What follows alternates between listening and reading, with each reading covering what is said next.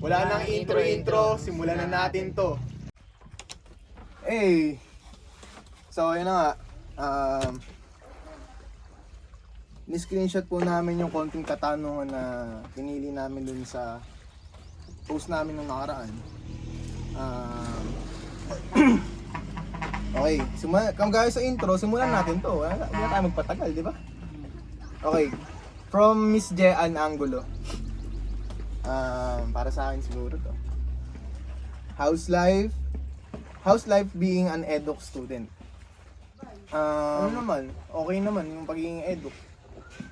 Kaya pa naman, nakakahinga pa ako. Pero tingin ko, pag tumagal-tagal madededs na ako. Mahirap eh. Yung totoo dun. Mahirap, nagtatago lang ako. Proceed na tayo sa next question. Dadala ko ng edu ka. Okay, from Mr. Jeremy Ambi. Why did you decide to start vlogging? Ako, na-inspired ako dun sa kay Sir Gavin. Tsaka yung sa Kapinpin Brothers.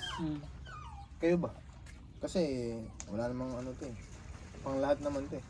Ikaw Brandon, ba't mo gusto mag-vlog? For content. For content? Ikaw pare? Para makatulong sa pag-aaral. Ganun. Tama. Kung palarin man tayo eh. Ay, umuga pa rin. Lumilindol lang.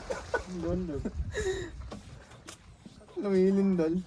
Yun lang yung sagot namin dun sa tanong na yun. Kasi Konti lang naman yun yung tanong namin.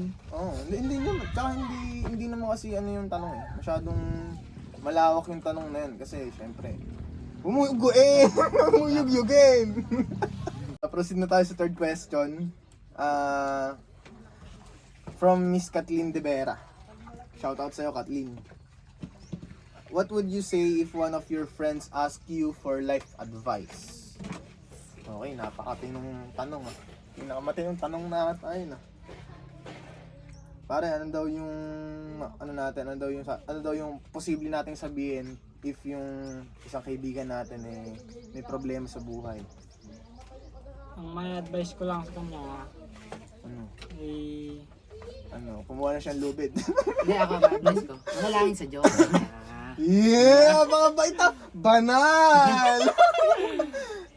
Iba talaga yung anak ng taong simbahan. May advice ko lang sa kanila.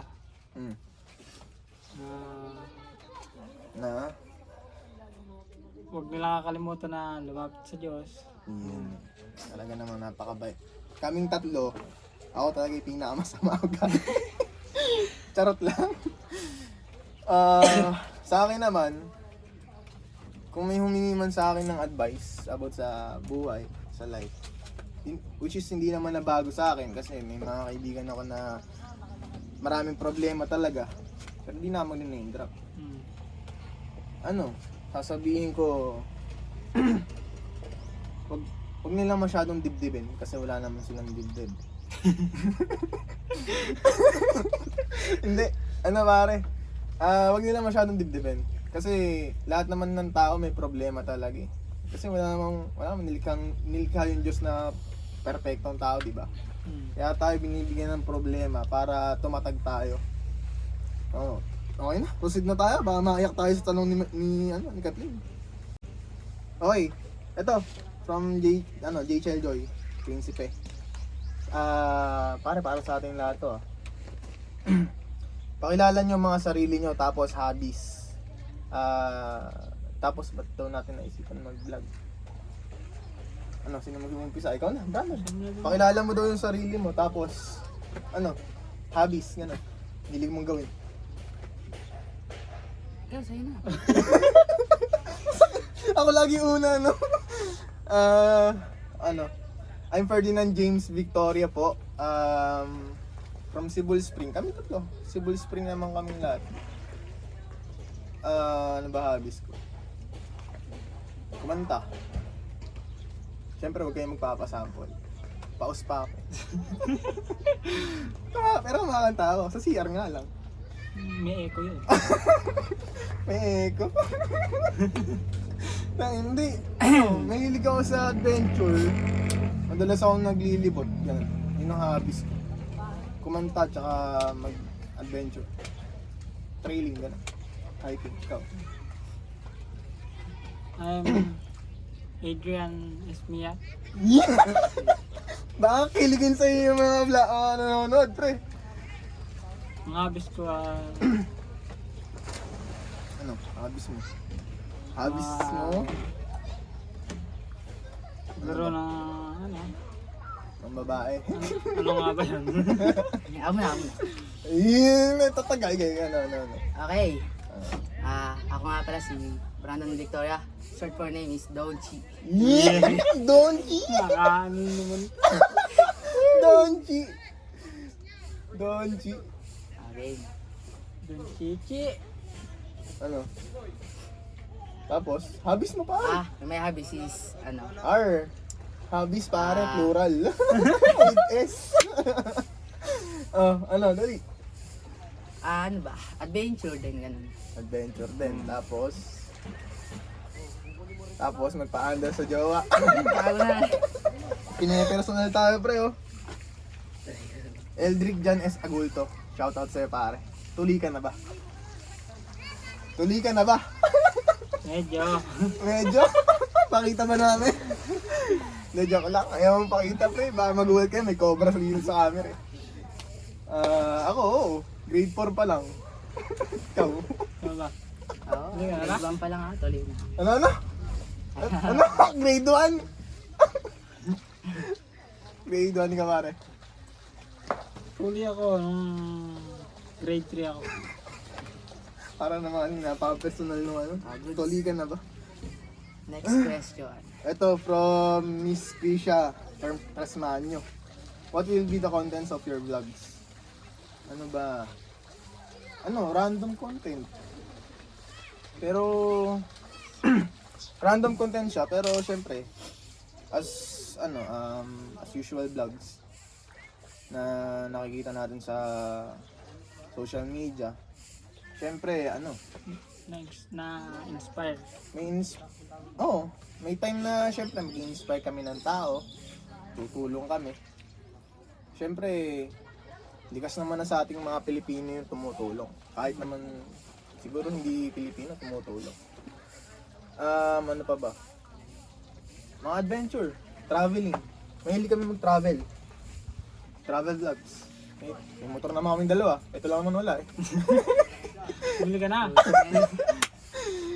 Yun lang, gas lang ang problema namin.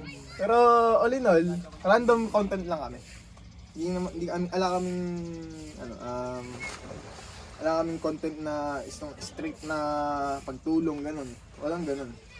Random lang. Kumbaga para medyo may thrill. Okay, proceed tayo kay sa akin to, pare. Kay Daniel Chicha. Yung ano to, pre. Naging po kasi ko, naging mentor and hindi naman, teacher, kumbaga. Naging sideline ko na din yun, yung pagtuturo ng badminton. Kasi player nga ako. Yun. Kami pong dalawa player. Wow! Ba, sama ako. Wow! Ayan. Sama din daw siya. Hindi, pero yun nga po. Para sa tayo sa tanong. Sabi ni Daniel, shoutout sa'yo. Ikaw yung pinaka masunurin kong player. Disappoint ka na ba sa mga laban namin nung natalo kami? Maging honest daw ako. Ito, kasama yung kapatid ko. Siyempre, pakita nga. Sige, pakita nga sa camera. Player ko din yung kapatid ko. Singles player siya, single A. Ngayon, itong si Daniel, nilay ko siya sa doubles. And to be honest dun sa tanong, na-disappoint? Hindi ako na-disappoint dun sa laro na pinakita niya. Alam, disappointment kapag ka isang trainer. Siyempre, ako... Natural lang naman yung natatalo. Natural na natalo. Ako, kahit naging trainer na ako, di naman ako laging malakas. May time din na mahina ako. May oras din na ganun, na mahina nga. Tsaka yung hindi naman porket malakas ka na agad. syempre ako dumaan din ako sa paghihirap. Ngayon, para sagutin tong tanong mo, hindi ako na-disappoint. Binigyan nyo naman yung best nyo, kaya proud pa rin ako sa inyo. Di ba, Jacob? Okay, proceed tayo dun sa, eto, question ni Mika. Mika Kapitana, personal question niya sa akin. Siningin pa niya to agabi, siningit pa niya. Bakit daw ang bilis niyang palitan? Wow. Bilis palitan. Hindi. Depende naman kasi yun sa tao, no? Labas ako dyan. Hindi, pero depende din sa tao, pare. Kasi ako, may mga ex naman ako. Yun, sa comment section. Puro ex kid, tanong doon. Loko-loko yung mga kaibigan ko sa basi. Ano kasi pare, ganito. Hindi naman sa mabilis palitan. Mabilis silang magsawa. Yun yun. Ito, yan. True. Hindi sila makontento sa isa. Yun lang. May question pa ba?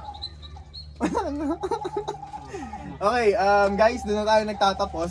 Wala naman masyadong tanong. Yun lang naman, kasi kakasimula lang din namin. Please subscribe na lang. Click nyo na lang yung button dyan below. Tapos, sama-sama tayong gumawa ng kalokohang content. Yun lang. Susunod, kakain tayo ng sama-sama. Kanton! Kanton. Yun lang.